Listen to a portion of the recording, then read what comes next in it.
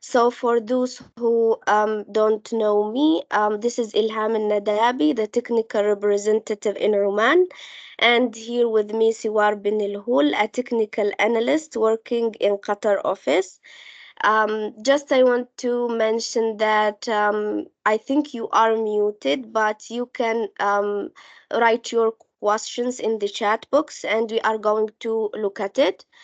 Okay, to start with, just let me change. Okay, to start with, I think we could just do a little overview about Roji, talking about who we are for those people who have never heard about Roji. So, Roji is an IT company and we provide a customized software solutions for oil and gas industries. As you see here in this map that we are distributed in worldwide, and our major office in Houston, and we have other offices in like Morocco, Europe, and for the Middle East, we have an office in Qatar, Saudi Arabia, UAE, and hopefully very soon in Muscat. Our major clients are these famous companies like Shell, Oxy, BP, Chevron, and others. So, the outline of today's talk will be about mapping module, grading algorithms, mapping with the trend, and then finally I will leave you with a demo in StarSteer with my colleague Siwar. So first, let's talk about mapping, why we use maps, what is grading, and why we use grids. Let's assume that we have these data, very simple data as input. These dots represent vertical wells that are drilled in a certain area, and we would like to do a mapping and generate a contour map to see the structure and how these wells are distributed with respect to the structure. Of course, that each of these wells has X, Y, and Z values. The way it works that we need to create a grid, and as you know, the grid is an irregular surface where each point of it has X, Y, and Z value. So in a very simple words, in order to create a map, we need a way to calculate the Z value in each point of the grid, and the way we calculate the Z value called mapping algorithms or grading algorithms. So now I would like to talk about mapping module in StarSteer, where we can find mapping algorithms. In a very simple words, mapping module allows StarSteer users to create a new grid or update the existing grid with new data. So new data can be created within a StarSteer from horizons or tops. Alternatively, X, Y, and Z data that representing a single formation can be imported from other softwares. Not only that, we can update the grids while geosteering based on the geosteering interpretations. Also, we can create or update the grids based on the trend or existing grid like seismic grid. Until now, we get only three mapping algorithms, which are like convergent interpolation, ABOS, and inverse distance. What is the big difference here? In the show the cross sections, section number one and cross section number two, we have the same raw data, 5 dots, which represent the vertical wells and line that connected to these wells together to finally show an anticline structure. So there are two different conceptuals to overcome with a map. The first one is convergent interpolation, where the data are connected and it will create a curved shape, as you see in cross section number one, and finally resulting in a very smooth map. It usually used when you want to create structure maps. Alternatively, in ABUS or inverse distance, there are basically purely interpolated points. For example, these two points they are like considered or connecting as a top of the structure map. Then between these 2 points or these two wells, you will see a constant values, not like in the convergent interpolation. We have like the data between these two wells are different. So the algorithms here, ABUS and inverse distance, are like more suitable to generate a thickness and properties maps, like for example maps for porosity, for water saturation, to see the distribution of these petrophysical properties and so on. Just because let's say that you are working for a porosity map and you have this shape, it means that your porosity is exceeding by one, or it will go to the negative side, which is of course yeah, never happen. Um, Now I will speak about three important parameters in mapping, which are ignoring after MD, vertical corridor, and influence radius. To start with ignore after MD, you just choose your interested MD, for example here 15,000, and the software will consider all interpretations or all data before 15,000 MD, and anything after will not be taken in consideration. Okay, and for vertical corridor, for example, 50 feet, it's the same concept as ignore after MD concept, but in vertical scale. So the software will consider the interpretation 15 feet above the trajectory and below the trajectory. And finally, influence radius, for example, the input is 300, and all the data and interpretation inside the circle of 300 feet radius will be taken in consideration, and anything out will not be considered.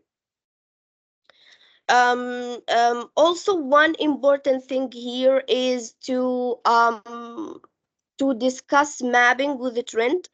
Also, Siwar will talk about it during software demo. So, what is mapping with a trend? Let's assume that you drill two additional wells beside these two wells, one at the middle and the other one to the right side. Most likely what you want to do is to update your initial seismic map using the results of the drilled wells. This is called mapping with a trend. Mathematically, how you do that, you calculate the difference between your actual data and your trend, then you plot the difference between these values and you add it to the draft. So as a result, you will get this black line, which is similar to this red dashed line, but as you see in cross section number 3, the black line pass through all the data and through all wells.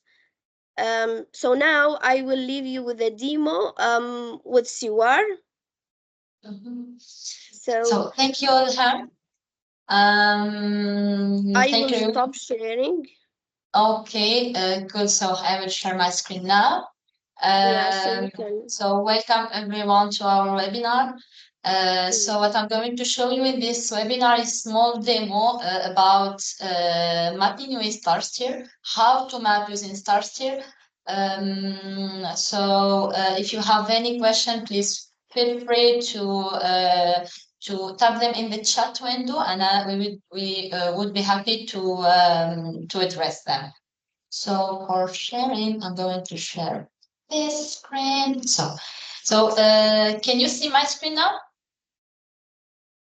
Yes, Siwar. Okay, good. Thank you. So now we will use the mapping module in StarSteer, which allow the user, if I will click on mapping module, this module will allow the user to create new grids or to update previous one using new data.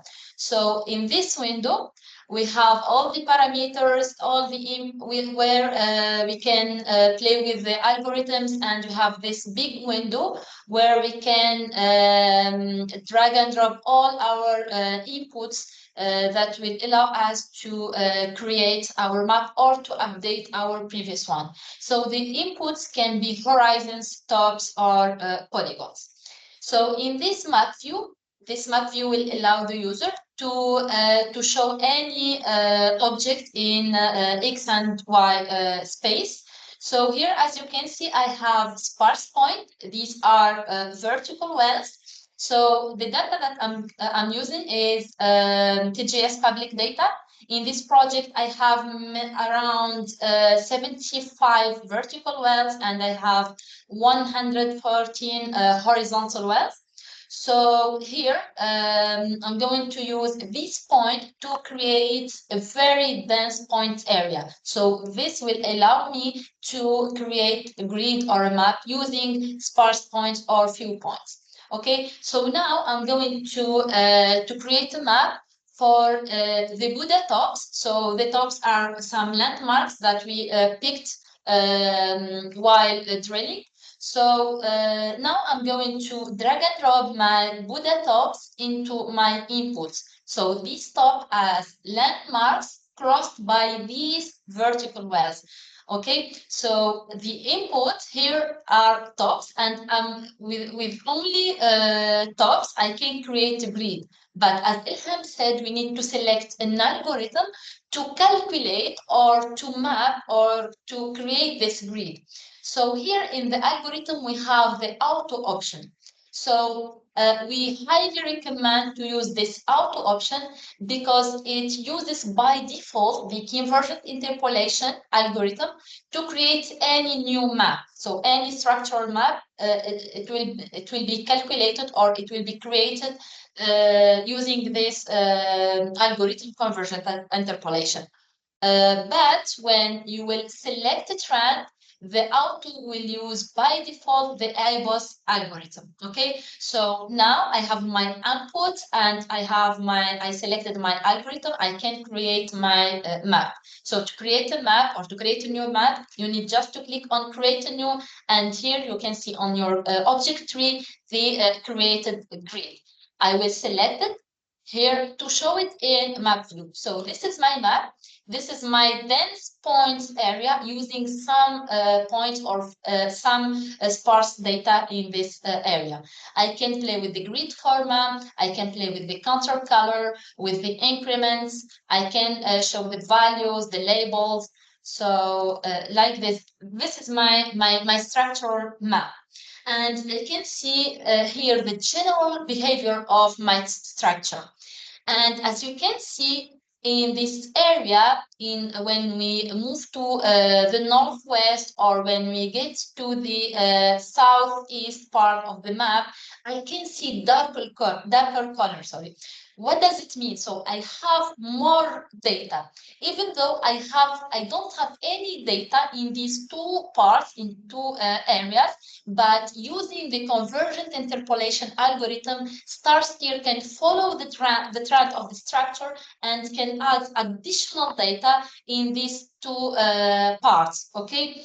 But if I go back to my algorithm and I will switch the algorithm to ABOS and I will update my active one, I can see here in these two corners in the northwestern and the southeastern part of the map that the values are limited and the colors are limited by these two values, and StarSteer now is enabled to add additional values in these two areas. So that's why we highly recommend to use the convergent interpolation algorithm to map structural grids and the ABOS algorithm to map petrophysical characteristics grid, such as porosity, permeability, water saturation, any petrophysical characteristics. It's highly recommended to use the ABOS algorithm, because if we use the convergent interpolation algorithm, StarSteer can add additional data. For example, if here I have 1% porosity, I will maybe have negative values for porosity, and this is impossible to have negative values for porosity or permeability. So it's highly recommended to use the ABOS logarithm for petrophysical characteristics. Okay, so let's move on. So now I'm going to make my my grid big, and here I have a polygon, and I want to show the grid in this area. So I will use this polygon as an outline for the map, because the previous outline is automatically selected by the software. So now I need just to drag and drop my polygon into outline, and I will update my active grid, and I can see that the area is bigger now. Okay, and I need maybe to go back to my auto algorithm, that means my convergent interpolation algorithm, and we'll update again my grid. Okay, so now this is my grid. It looks like nice, good, and now I'm going to update it using my geosteering interpretation.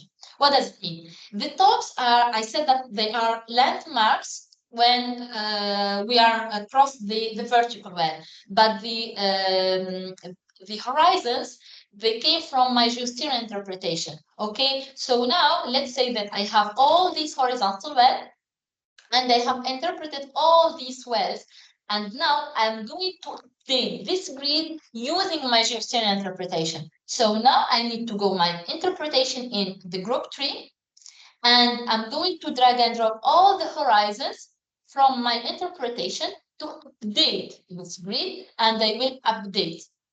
Okay, so now, as you can see here in this, let me just hide this horizontal edge. And as you can see, I have a lot of noisy gradient samples eyes in this area. So I need to make it like I need to increase, or sorry, to decrease this noisy gradient. So here I can play with additional parameters in the algorithm, such as ignore after MD. If I select this ignore after MD, that means that StarSteer will use this option to accommodate the cone of uncertainty by excluding tops and horizons beyond specific MD value from the grid calculation. That means it will ignore all the data or the values before, after 15,000 feet or meter, it depends on the project units, and it will consider or it will account only the values before 15,000 meter or feet. Also, I can use this vertical corridor, which accounts for the horizons interpreted distantly from the wellbore and disregard all the horizons, all the data for the indicated wellbore distance. Here we make 15,000, 15 feet or 15 meter. It depends on the unit, and StarSteer will ignore all the data above or below 15,000 from the wellbore. Okay, so now I can update my grid, and I can see later that it looks better. I don't have like the bullseyes in this area, and the noise is less here in this grid. So now I can update all my grids in my project using my geosteering interpretation, because if I go back here in my geosteering window, I can see I have here the regional grid Buddha, and now I'm going to show my Buddha map. So, and from this, I can, sorry, just I need to show both. This is the one, this is the second one.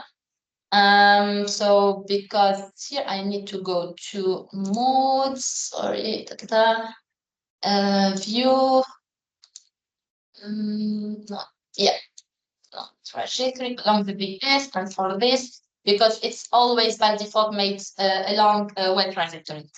Can see here, so these are my tops, Buddha, that I've crossed in the vertical wells. And I can see in this point that my grid is very close to the tops, better than the regional grid. And that's why we always recommend our user to update their grids using their geosteering interpretation. Okay, so this is the difference between my regional grid and my grid that I've created using my tops and my horizons. Also, I can go again to map view, and I can go to well correlation mode, sorry. Okay, just 1 second. Yeah. So here I'm going to my well correlation mode. I will select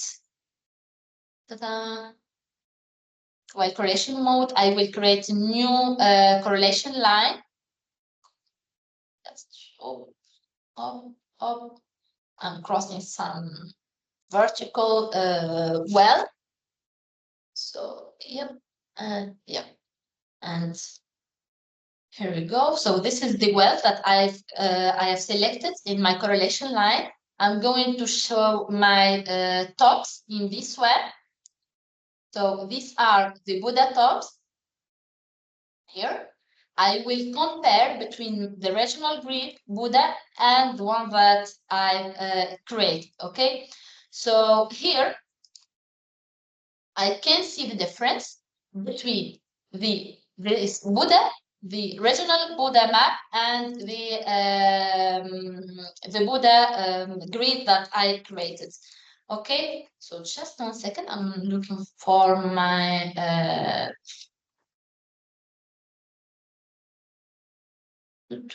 maybe I need to go to grid and select. So grid and okay, so here we go. So here I can see that the grid Buddha that I created using my tops and my horizons, it's closer to the top than the regional Buddha. So here you can see like very the difference between the regional map that can come from the petrophysicist, sorry, the geophysicist, and the map that I created. So here you can see the difference. That's why it's highly recommended to update always your grid. So here I think that's all about creating map.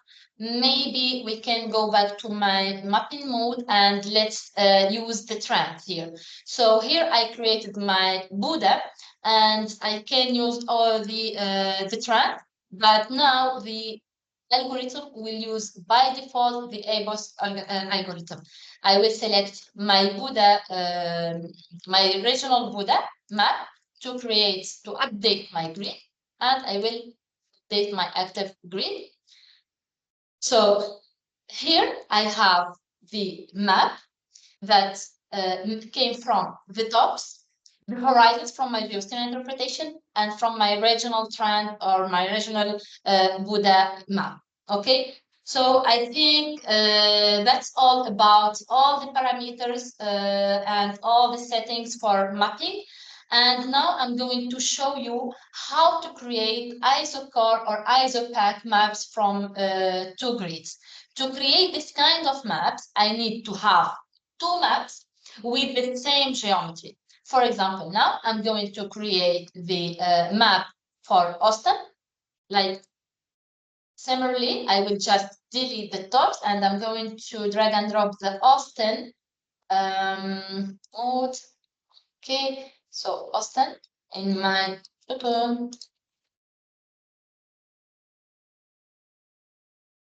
yeah, and Austin from the horizons, and using the same parameters, the same geometry, only the trend. I'm going to here also I can select two grids as trend. Okay, so now just I'm going to select my Austin grid, and I will create a new one. Like this, I will have two grids, the Austin and the Buddha. And now I'm going to create an Isocore map using these two. Okay, so just I'm going to unselect, update active, and for this one, unselect and update active. So now I'm going to my Python, and I'm going to import a script named Isocore map from grid, and I will use it to create my Isocore map. Here, what I'm going to add as inputs is the grid, the top grid. Here we need to define the top grid, the bottom grid, the incline polygon, and the name of the output or the name of the new grid. For the top grid, I have Austin, so I need just to drag and drop Austin here. For Buddha, I need, for the bottom grid, it will be Buddha. For the outline, I will use always the same polygon. And for the name, I will name it, for example, Isocore, let's say Austin Buddha. Okay. And here I will click Run. So automatically, the Python script will allow me to create this map. Second, and here we go. I will close this, and this is my map. This is my Isocore map. I need to go to Format, Visit Range, and this is my Isocore map based on Austin in the top and Buddha in the bottom. And I think that's all. Thank you for your attention. And if you have any question, please feel free to type them in the chat window, and we would be happy to answer them. Thank you again.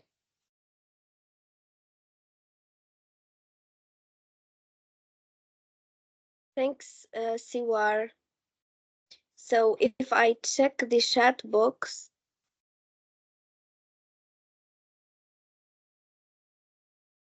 mm, no question. Okay, let's wait for them if you have any question.